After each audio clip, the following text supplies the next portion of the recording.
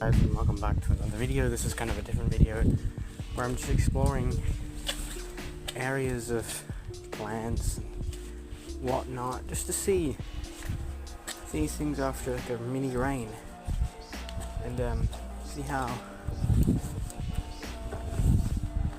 things are developing.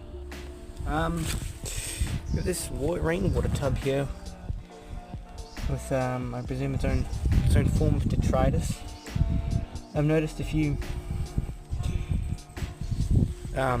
detritus worms and whatnot, mayflies. I think it's an early young ecosystem, but you can see all those worms down there.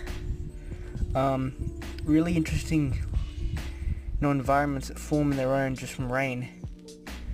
It's pretty cool.